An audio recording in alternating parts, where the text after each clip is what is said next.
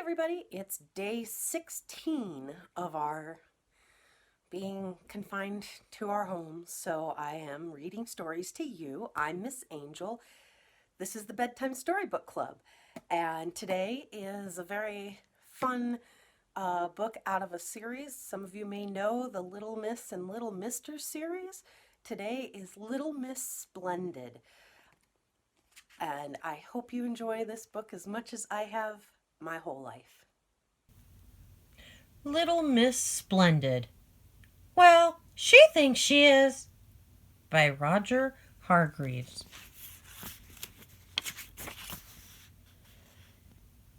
Nothing was too good for little Miss Splendid.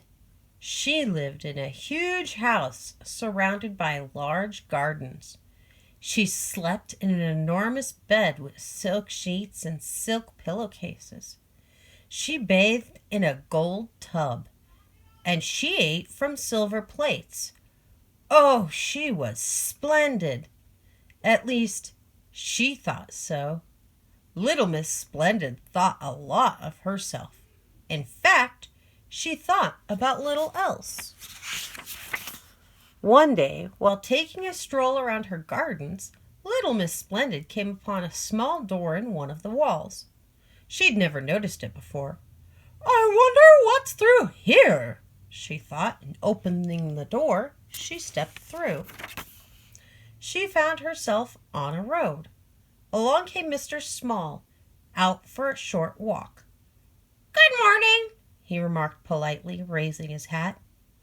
Little Miss Splendid stuck her nose even higher in the air and walked past him as if he wasn't there.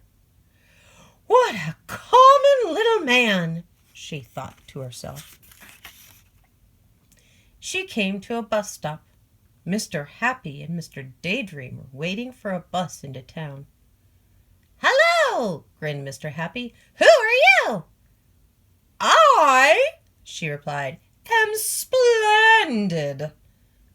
"Oh," said Mr. Happy.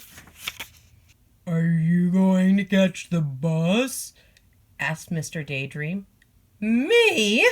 she said. "The bus? Never!"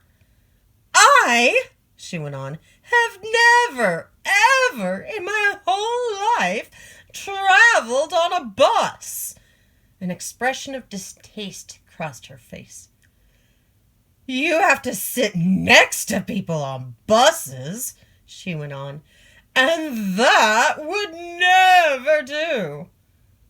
"Oh," said Mr. Happy, and he scratched his head. He couldn't think of anything to say. Miss Splendid walked off with her nose very high in the air. Miss Splendid arrived in town. She looked at herself in all the shop windows as she walked down the street. "I must say," she thought to herself, "I do look absolutely splendid." And then something caught her eye. There, in the middle of the window of the hat shop, was a hat.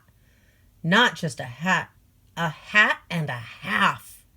The most magnificent, sumptuous, desirable, gorgeous, spectacular, amazing, splendid hat you've ever seen.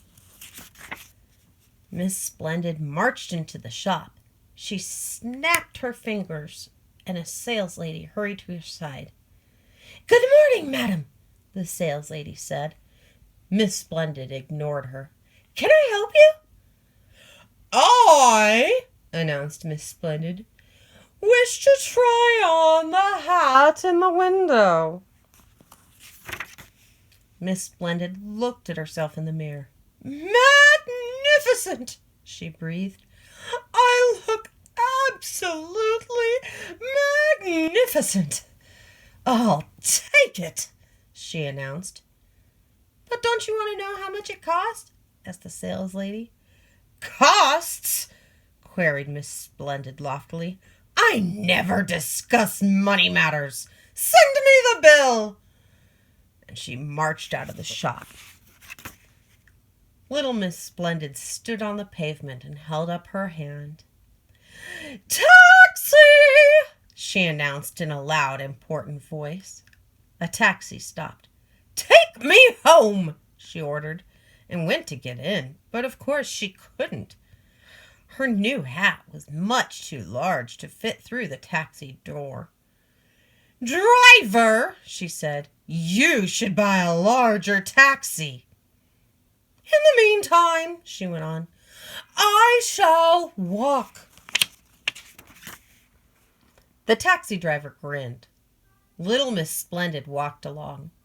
"Perhaps it's better to walk," she thought to herself, "so that everyone has the chance to admire my magnificent new hat." But then it happened. It started to rain. And the trouble was, the more it started to rain, the more it rained. And the trouble was, the more it rained, the more Miss Splendid got wet. And the trouble was, the wetter she got, the wetter her hat got.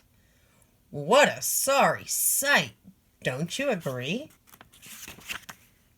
The bus, on its return journey from town, passed her.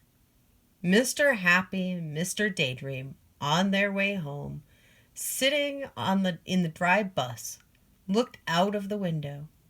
"I say," remarked Mr. Happy, looking out at the bedraggled figure trudging along in the rain. "What a splendid sight!" Mr. Daydream giggled. "Splendid," he agreed. Miss Splendid, looking anything but splendid, arrived home. However, after a hot bath in her gold tub, and after a boiled egg in a gold egg cup, eaten with a silver spoon, she felt much better. In fact, later on, she spent an extremely pleasant evening looking at, well, what do you think she spent all evening looking at? No, not television. Herself, in the mirror. The end. So that was Little Miss Splendid. Have you ever known anyone like Miss Splendid? I have. I don't know if any of you noticed, I normally don't point out the writing that I have inside the books, but this says Kid Sitters. That tells me this is an original from when I was a kid, that when me and my sister had Babysitters Club ideals, that we wanted to do a sitting club, and this was one of the books that was going to be for our club. So, old school memories for me as I'm reading these books for you. I hope you enjoyed and have a nice day. I'll see you tomorrow.